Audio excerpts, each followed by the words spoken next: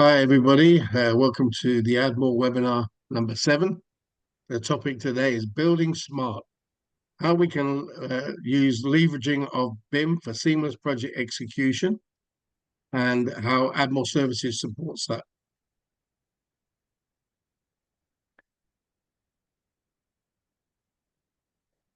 Our speakers today are myself, Colin Adley. I'm the President and Managing Member of Admiral Services, and our BIM specialist, Dejan, who is joining us, who is extremely well qualified on BIM.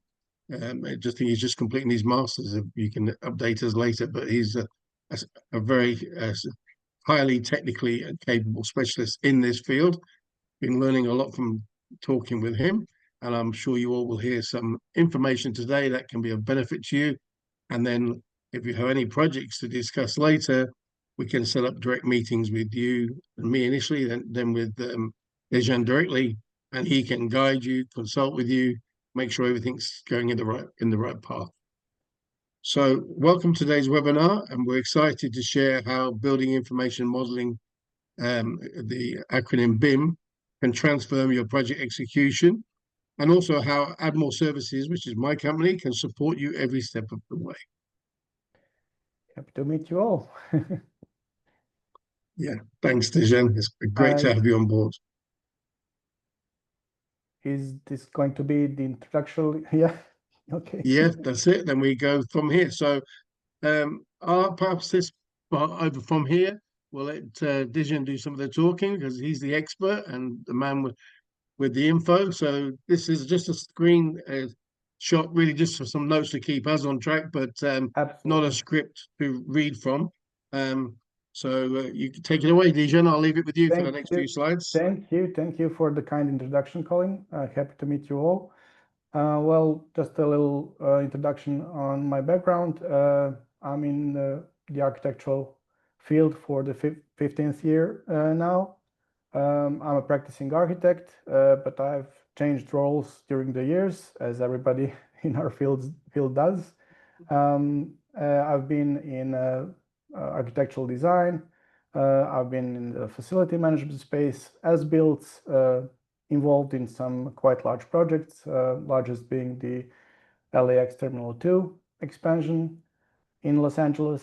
And lately, as you mentioned, I've been busy with my master's in building information management from the Ziggurat Institute of Technology, based in Barcelona. And this October, which means in 1 month, I'm going to be receiving my master's. Congratulations. From that institute. Thank you very much. Yeah, well, we can start with the BIM and what's in it for me, right? Everybody is interested in what the BIM brings to the table. And what I often hear from others is that BIM is mixed with some of the authoring tools like ArchiCAD or Revit, and that's just the power of brands for you, because these brands were the pioneers of BIM as a concept in AEC. But that for sure doesn't mean that if we are mastering a tool or two, that we are actually using BIM protocols, because BIM is much wider than that. And some people are stunned by this fact. Some people know a little bit more about this, but this is all connected to the way we today tend to design buildings.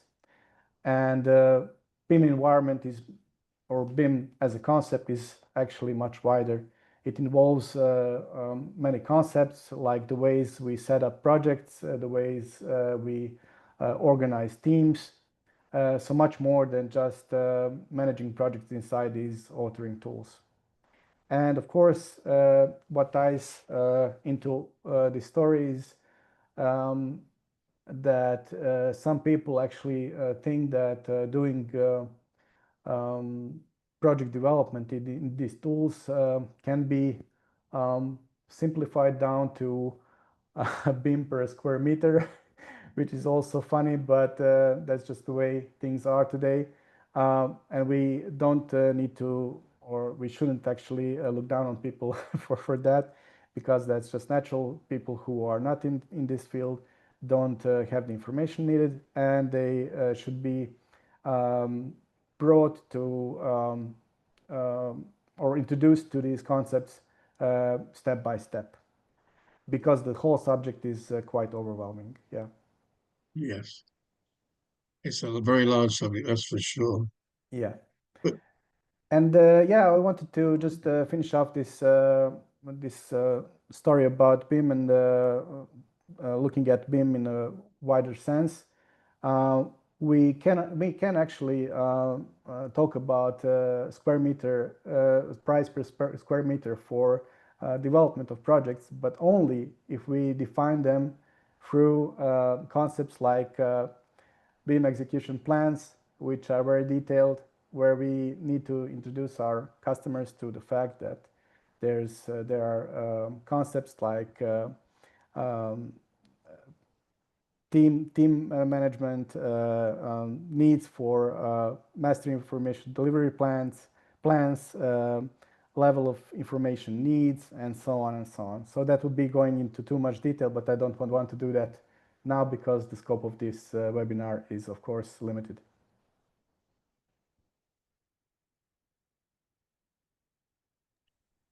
And yeah, of course, if we want to speak about collaboration at scale, I believe some of you have been introduced to this already.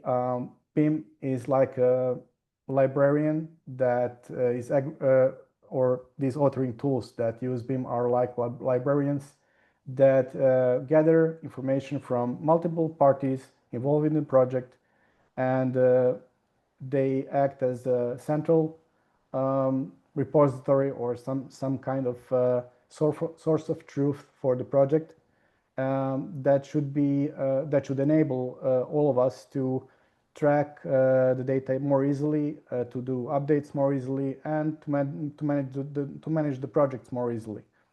But as I said before, it's not just about one authoring tool, it's about a set of tools and about following standards. And here is where we tie the story into the ISO 19650, the standard that is still in development, but mostly developed, which is trying to level the field and to make us all in the AEC collaborate much better.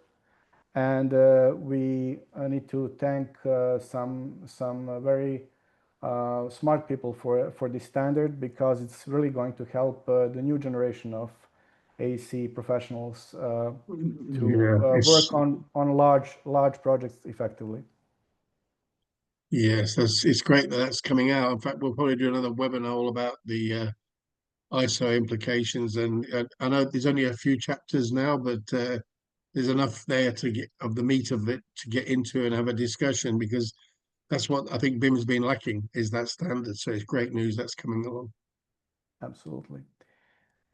And yeah, who is pushing the adoption of these standards today? These are governments, of course, US, UK, and others who are the, I would say, the adopters of this technology, the first movers, of course. But the government, pushing this adoption is at this point of time basically a must, because some schools were lacking in implementing the or upgrading their teaching programs, so it had to be done. And we are currently in a, I would say, in a much better position than we were 10 years ago in terms of Yeah, the adoption of these standards and tools. That's for sure. yeah, it's definitely the future. I mean, BIM's been talked about for a long time, but I think it's only really getting to coming together now in a big way. I mean, as I mentioned to you the other day, I was using BIM back in Dubai when I was with the Mac back in, I think it was in 2010, and it was but they didn't have the standards. And it was still a great tool. It really helped as a developer who were doing multiple towers at any one time. And with real estate developers, they're consistently during a design stage changing the floor layouts from 3 beds to 2 beds to 1 beds to studios, whatever the market is selling best. they have to configure their buildings accordingly. And with the BIM that we had back then, it was great because we were able to quite quickly do adjustments, and it would do, all of the adjustments, and it would give us the quantity adjustments, and we could see what the cost impact was. So I was impressed with it since 2010, and really only sort of got back into using BIM in the last couple of years. It's been a small part of what we do, but I can see it's where I need to be going forward. And it's something that we're going to start marketing and developing to all our clients and to new clients, and start promoting it in a more aggressive manner.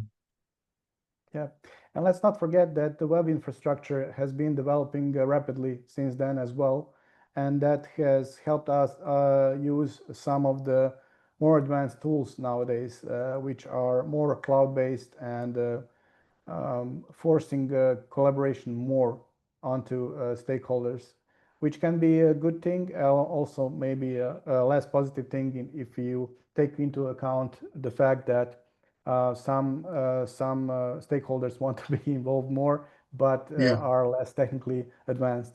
So yeah, yeah, that I could know be what you also a mean. Yeah, problem. that's the problem. If you have people who are not technically Yeah. aware fully about BIM, that can be an issue. But I So think what some this of page is really showing me is good is that it doesn't matter if you're an architect or a designer or a contractor or an engineer or the owner, property developer, or even the operator of the facility. BIM has an advantage to everybody. So if they use it from the beginning, it really can be a benefit to the whole team, from the owner of the building through all the professionals that are involved, right through to the operations. Yes, and it brings transparency as well, because it's now obvious where the project stands. There are reports that get updated literally daily if you are working with a team that's using these tools. It used to be that information that got built or implemented in these legacy tools like uh, Revit and ArchiCAD, that it lived in a silo.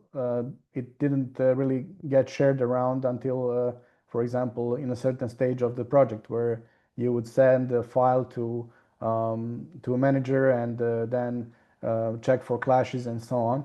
But these cycles have been shortened because now we have cloud tools that sync daily and that can check for these clashes daily, and that force us to collaborate and flag potential problems in the models, and basically So that force should be us to reducing resolve. bottlenecks then, Yeah, Dejan, right? sorry. It should be reducing bottlenecks then Yeah, in exactly. It just forces us to communicate more and to be accountable for our part of the job, which is in the end, at the end of the day, a positive thing. yeah, it's good. As an Yeah, I example think of such tools, I would just like to mention a couple of names, like yeah, Plannerly, which is meant for information management and exchange and defining BEP at the end of the day. Or like Revisto, which is a cloud, also a cloud collaboration tool for managing clashes and flagging problems in our 3D files, our BIM files, essentially.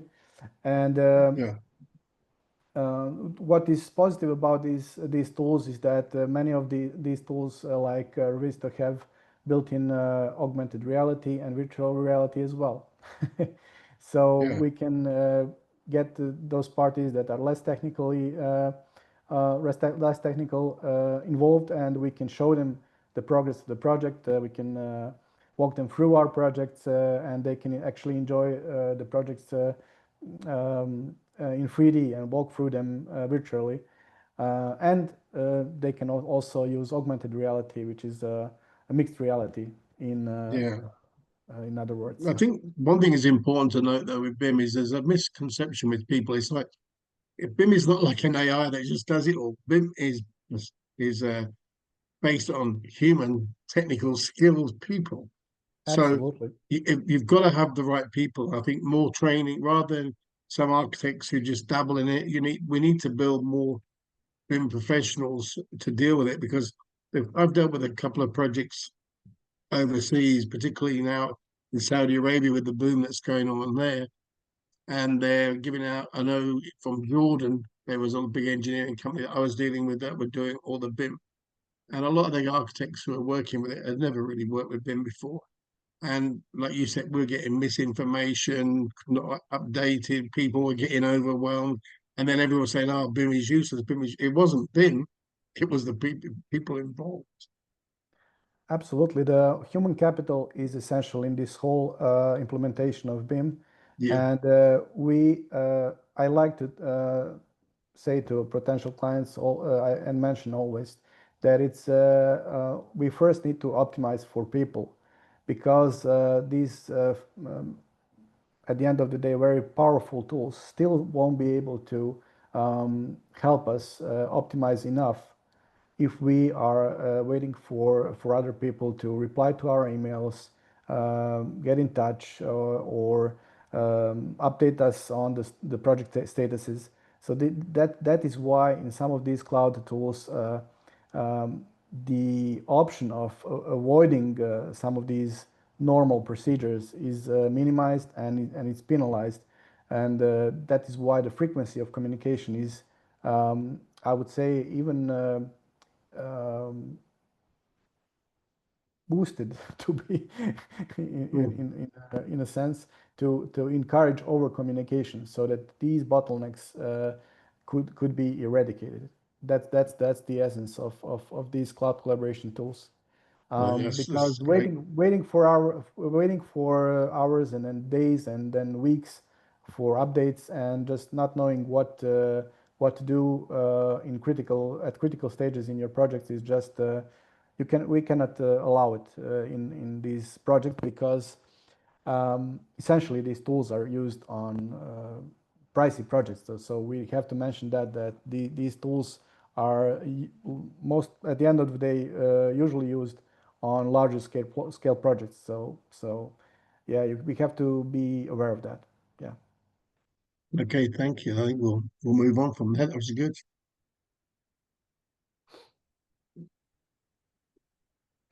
Yeah, the coordination Well, beyond clash detection. Yeah, well, I touched upon this already. The collaboration thing is something that these cloud collaboration tools are um, best at, because, as I said, all the parties are forced to communicate. These clash checks are not being done in weeks and then months anymore. So at certain stages, but basically daily. And we need to resolve, and we are resolving these tickets on a daily basis. Some people don't like this, or maybe try to avoid this, but this is essentially the way of communicating today with these web-based tools. well, As you say, as I see on the slide, it says proactive coordination. It's actually the right word. It's proactive. It really is. So yeah.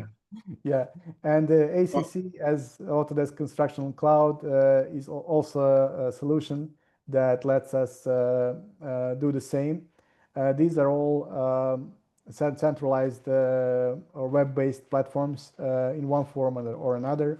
One could say that they specialize in different things, and I see that not that many people know about Planoly, for example, which covers the coordination between information part of building information modeling. And everybody is just talking about models, the model part of the equation.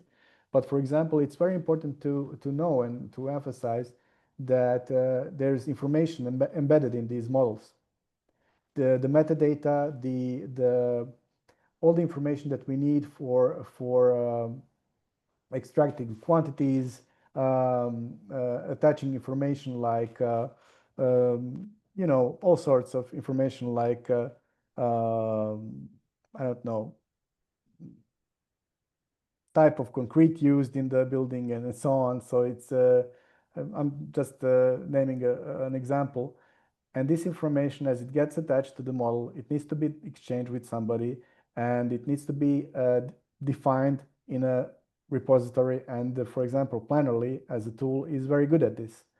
And even it can even check people who are sending back models to the manager. It can even check if these people who are uploading models to this central repository, if the models contain the actual information needed. So the manager doesn't have to aggregate files and do the checking manually if the information is contained in these files, but this information is done automatically if set up properly. So it's also yeah, it's information management. It's also part of BIM. So we should be Yeah. proud of this as well. Well, I Yeah. can tell you from So my side, Dejan, I've been in construction 50 years, of which probably 45 years was in the field on projects, on mega projects. Basically, yeah, all my projects have been like two, three, $4 billion projects, the majority. Um, I can't tell you how many times in the field, we're running that, running fire pipes through, and it's hit a beam. Can we call the beam? Can we not call the beam? Do we have to detour around the beam? All things that could have been avoided, and it just stops the work dead in its tracks because no one will do anything, and somebody's going to make an RFI, go see somebody, and you need a committee to give you a decision what to do. And at the end of the day, you're paying expensive people are standing around waiting, and the work is getting delayed. So the investment in the BIM is just on the sorry, investment in this way of working just for clash detection is huge on a major building site, which has absolutely, complex HVAC, electrics, power, everything, all of the services that go in is huge. You've got speakers, it's just never ended. I mean, the list of different absolutely. subcontractors and specialist subcontractors, coordination is the main part when you're out in the field of your day-to-day work. Absolutely. And the amount of the information that needs to be attached to this file is huge. And expecting a couple of managers or even one manager to check these files for required information, expecting this from one person or a small team is just not realistic. Um, and yeah, it's good that there are tools now developed to um, solve this problem, because that was one of the largest problems in BIM as a workflow or philosophy of developing projects so far. And I would like to just touch upon the aspect of recycling information that is being built out in these legacy tools, which is an important aspect of BIM. If we build something out in Revit or ArchiCAD or some other um, um, authoring tools, the information itself and the models themselves can be used for many things downstream. So if the planning is well done and the planning of developing these models is done properly, these models can be reused and used as a reference by many parties within the project. So, for example, even when the project is complete, these models should be a good reference point, or at least a good starting point for many other uses like health and safety simulations, augmented reality, VR, AR, as we mentioned, and so many other interesting things. So we should, when we employ BIM, we should also be aware of the fact that these starting points mean a lot. So doing something properly in BIM can pay off downstream multiple times. So in many ways, yeah.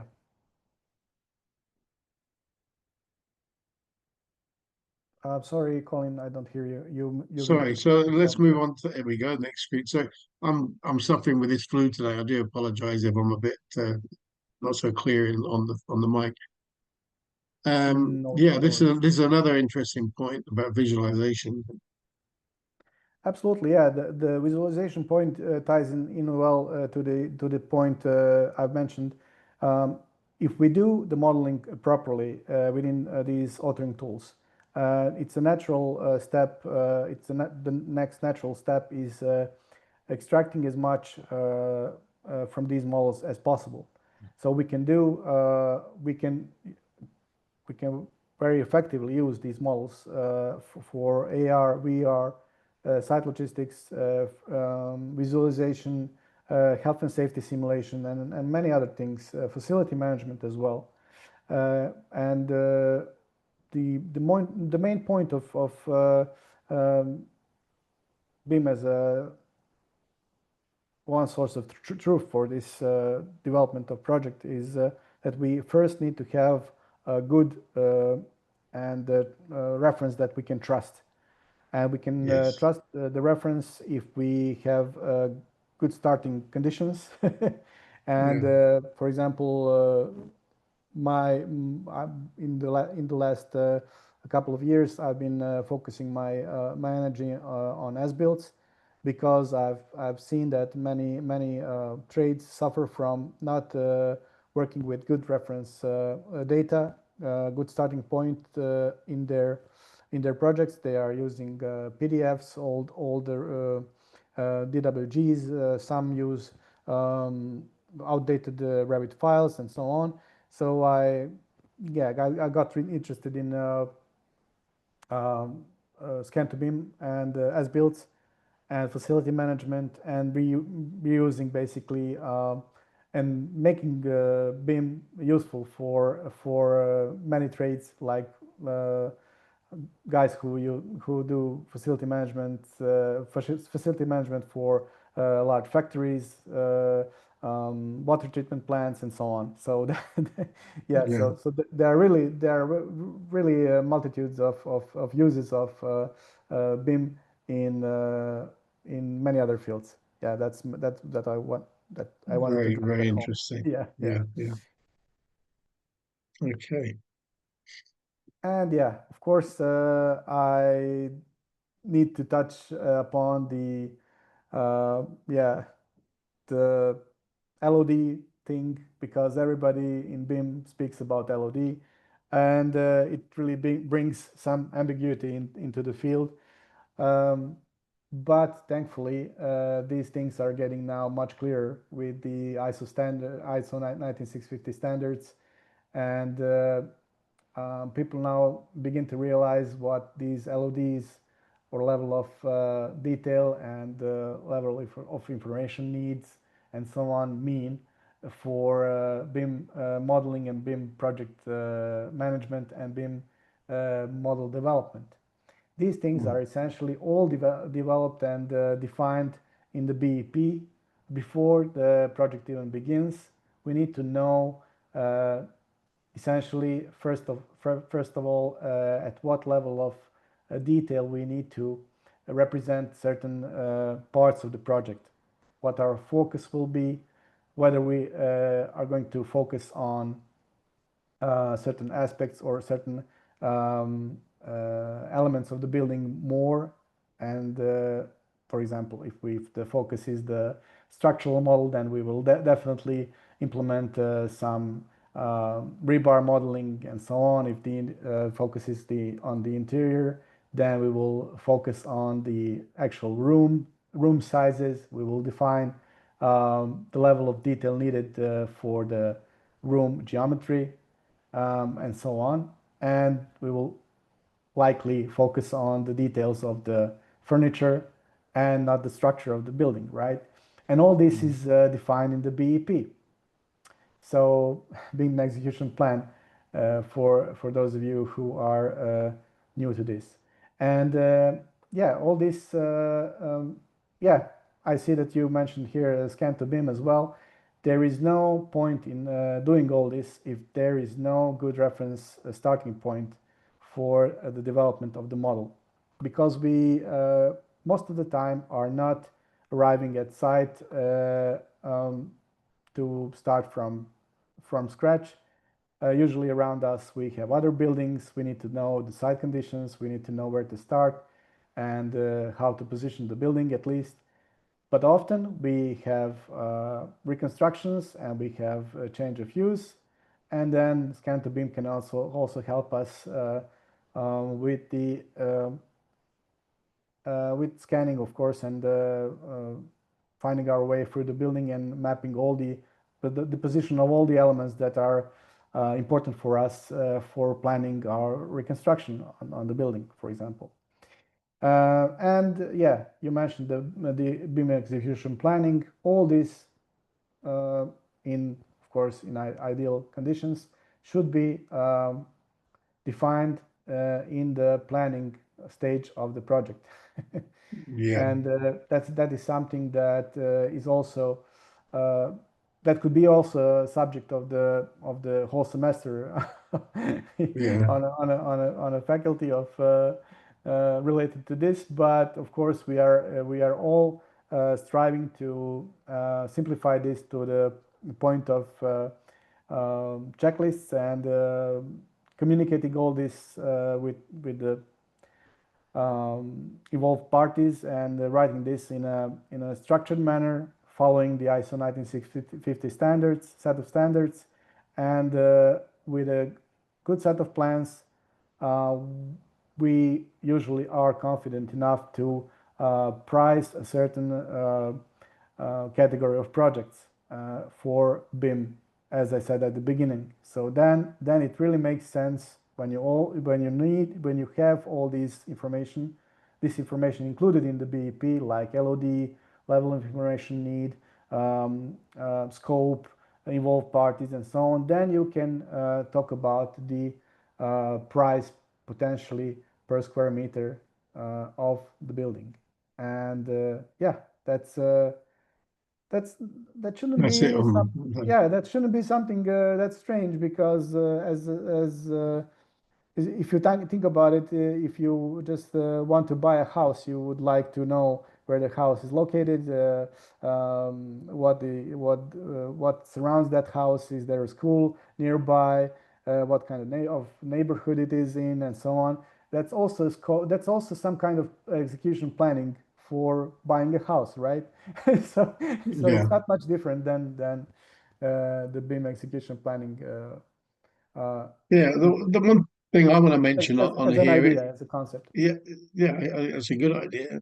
I think is from Admiral's point of view is the BIM consulting that I think we can hear talking to you. There's a lot involved with this, and I think any client who has never used BIM, it would be a good idea for them to reach out to a company like Admiral, where we've got people like you, Dejan, that we can consult with them and say, is the project, not every project may be worth doing it in BIM. There are other ways of doing 3D modeling. We've discussed IFC files and different formats and Yes. different ways of doing it. But if it is a BIM job, that to give them a sort of guideline, well, look, if we're going to do this job on BIM, this is you got to do it at this stage of the job. These are the things you got to think about for your execution plan. And then they've got two choices. They can either use us to do the BIM for the project, or they can keep us as an owner's representative consultant overseeing the bid to other BIM companies and making sure that we get them the right consultant who can do the work. Oh, I couldn't and agree more. then Yeah. following up. So we can either be the consultant, part one, and then part two be the executor of the actual BIM project itself. So with people like Dijon on board, I think anybody who's listening to this video will realize this man's got a lot of knowledge. He's willing to share that knowledge and make sure, because there's no point to anybody in the team to go down the road of BIM if you're not going to do it in the right way. It's just going to become another mess. You've got to do it in a certain way. Now the ISO standards are starting to lay that out, but in the way that it should be done, and perhaps they're not always aware of that. So they do need at the That's early stages Yeah. some I don't. guidance. Yeah. That's very true. I couldn't agree more, because even the ISO standards, ISO 19650 set of standards, starts with the fact that the implementation of BIM as a philosophy in developing projects depends on the procurement strategy, and who are the involved parties and how they are set to cooperate on the project. And Yeah, if the procurement strategy if doesn't if the setup of the project is not supporting BIM as a concept, then it's really not worth implementing it as a way of starting and completing a project. yeah, Yeah, I it's agree. because everything is based on people essentially. We need to optimize for teams first and then technology. Yeah. And I think there's a lot of companies out there who want to use BIM, a lot of developers, a lot of real estate people, but they really don't know enough about it. And then that's why they should employ maybe before they go out getting maybe like guys like us to do the job or guys like us to consult. They should go to a consultant, I think, first, assess the project, review the procurement strategy, review everything, make sure everything's going to be aligned properly, that they start on the right path when they go to bid, that it's going to be an advantage to them. There's a little bit of investment up front, but the long-term investments for a property developer, right the way through to the facilities, I think outweighs any initial investment. Absolutely, absolutely. Yeah. So let's go on to where we're next here. Okay, this is for me here. So how Admiral adds value? Well, we've got different BIM levels of BIM people. We've got Revit architects, we've got BIM coordinators, we've got a couple of BIM managers, and then we've got someone like Dejan, who's actually a BIM specialist, um, who we would go to, who we work with to give us the right advice. Is it this job right for us to even bid it? Has it been set up properly? Is it something we should be involved in? Because we've got teams in the Philippines, Latin America, and South Africa, and Eastern Europe.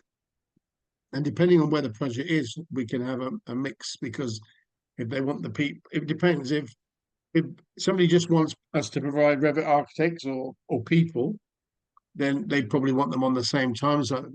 If they're outsourcing the work to us and to do it as a project specific, on a scope of work basis, then it would make sense that we can do that in like in Eastern Europe, where it doesn't only maybe the lead guy needs to be available. The rest of the team don't have to be on USA time because we're just doing deliverables. But just one person for meetings coordination. The same with the Philippines. But if we're providing people for America and you need Revit architects, I probably would look initially if it's just providing manpower sort of thing, specialists, we would probably bring them from Latin America, definitely for the East Coast because of the time zone thing. Um, Now, in Eastern Europe, I know some people are willing to do night shift, as is in the Philippines, but it's not every professional who's willing to do the night shift to be on the same time zone. So it depends. But we have it, we have all that covered, and we will put the right structure of team together for whatever project. The time zone advantage really is to the benefit of the client. So if we're using the Philippines, for example, I'll just use that as the example because that's been a heavy call for quite a few years. If I'm here in Las Vegas at 5 o'clock at night, I hand over documents to the Philippines. I effectively have a double shift because as we're clocking out, they're clocking in. So the work will continue. So we can direct the work. When you come into work in the morning, there should be things in your inbox. So it works very well from a time zone advantage in multiple of the countries. Scalable resources. So maybe you're an architectural firm who does BIM, but you've only got a limited amount of, say, people who can do Revit architects on your team. So you can come to us and we can set up one person, one team, or even a professional offshore division for you. So we could put one guy or five guys who are going to support the project. It depends for your project peak. It's all about scalability with us when it comes to the manpower. QA protocols for model accuracy and compliance. Well, Dejan's got some good ideas on this. So some of the things he's touched already, some of the softwares now have actually in the cloud have some technology involved that is actually checking some of the things to minimize the amount of manual checking. But we have good QA protocols in place. We're just finalizing our ISO 9001 2015 for our company. So quality control is important for us. And definitely, if you've got any projects that you believe you'd like to execute in BIM, or you'd like to have consultation on, or us to help provide you some manpower, please reach out and contact me. Thank you for that one. And it said, why add more for BIM? Well, as I've just mentioned, there is strategic advantages, and we have a strong AEC domain knowledge. I mean, I'm 50 years in the business. The majority of my people with me in the Philippines, for sure, everybody has over 20 years experience who would be involved in BIM as architects and have got BIM project experience under their belt. The same with Latin America. Some really talented people in Eastern Europe who are very experienced on big major projects, and that works really well for our UK clients as well. It's a very agile offshore delivery method. It's a very simple process. We've been doing it for 5 years. We've got it down to it can be complicated for somebody who doesn't know what they're doing, but when you've been doing it and you know how to do it and your structure's in place, it works pretty smoothly. We're all about, as Dejan touched on earlier, transparent communication and reporting. Now, when you have BIM, you do get a lot of reports, but you just got to make sure that people are interpreting them correctly and using that information for the benefit of the project and not just getting reports and putting it in the filing tray. So we're very transparent with our communication, and the successful project needs that. You need to be monitoring your data, reporting on your data, and everything needs to be open and above board. We have proven success in BIM implementation across different sectors, and Dejan in particular has done some amazing major project, as he mentioned, LAX Airport earlier, and some other he hasn't mentioned, but he has a very impressive portfolio. So we will bring the right people to the right job. So we make sure that that all aligns.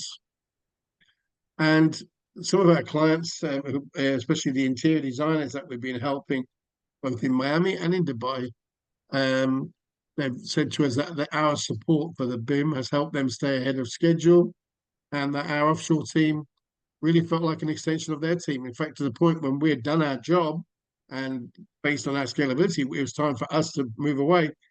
Their interior design team were quite sad to lose our people because they'd all become integrated with the beauty of modern technology and Teams and Zoom meetings and so forth. So, yeah, so add more for BIM. That's definitely call me. Next one. Okay, there's not too many people on the line itself today, so we'll use this opportunity to turn it over to Deja. And if there's anything we haven't discussed that you'd like this opportunity to have a brief 5-minute recap, please feel free to do so. Maybe If I not, would we just can afford. like to add something about the IFC thing you touched upon. We all know that we are today almost 99% tied to the authoring tools like Revit and Archicad, but we should all be aware of the Open BIM standards and the fact that there's an option to recycle whatever 3D data somebody has and upscale it and upcycle it. That I think that's the right word to useful files and BIM that can be used for as many interesting things and used in many use cases, just like the native files from these expensive authoring tools. So there are workflows for this, and these workflows are also something that is well known and used in Admore. Yeah, yes. Okay. So let's move forward. So just anybody who's registered for this meeting, whether they attended or didn't, will get this audio recording, and they will get the slides, and they will get the BIM services and renderings PDF there. Thank you, Kamo. Just put a note there. An insightful webinar. Thank you for that note, Kamo. And thank you for joining us. Thank you. We will do clips of this, and it'll be released over social media. And we'll come back to, and then if it'll be the full after another week or so, the full audio recording will be released on YouTube. But in the meantime, the best thing is if you've got any real questions you want to discuss with us, contact me, and you can contact us at outsource@admoreservices.com, or just visit us on www.admoreservices.com, and we can get back to you. We can have a meeting, and if we want to get into a bit more technical on the BIM process, we can get Dejan involved, and we can put something together for you, work up a proposal, be it consultancy, project specific, or providing professional talent. Whichever you prefer is what we're requiring. One of the new things that Admiral's actually doing, we've just started, we're traditionally now been a nearshore and offshore outsourcing company, but we've started what we call the Admiral Collective, and we are working our way to pre-vet, pre-qualify independent architects and professionals around the country, here and the UK and the Middle East, who are recommended by us, that we can work together. So from their point of view as a freelancer, they get a job, they've got our manpower behind them to support them. Or if we've got a job and the client wants somebody locally in that state or near that state who they can meet, that we can also provide that. And that's whether it's for BIM or any of our other services. So we are providing an onshore service, not a complete onshore service, but like if they need a lead person on a big job to be available, we can arrange that. And that's the Admiral Collective, which will be added to our webpage very soon. And yeah, so we'll send all the details, the documentation. I'd like to thank Dejan for spending his time with us today. He's on a different time zone than me. He's made himself available, and his knowledge is invaluable. I barely know the surface of it. I've been involved with BIM one way or another since 2010, but by no means a BIM specialist. Dejan is a BIM specialist, so we can put you in touch with the right people to provide what you need to get your job done correctly. So please reach out to Admiral Services, and we'll connect you with all the right people that you need to know. So I'd like to thank you for attending today, Dejan, and have a good rest of your evening. I know it's a little bit late for you over there, and we'll speak again soon. Bye-bye. Go ahead, bye-bye, guys. Thank you. Bye, everyone.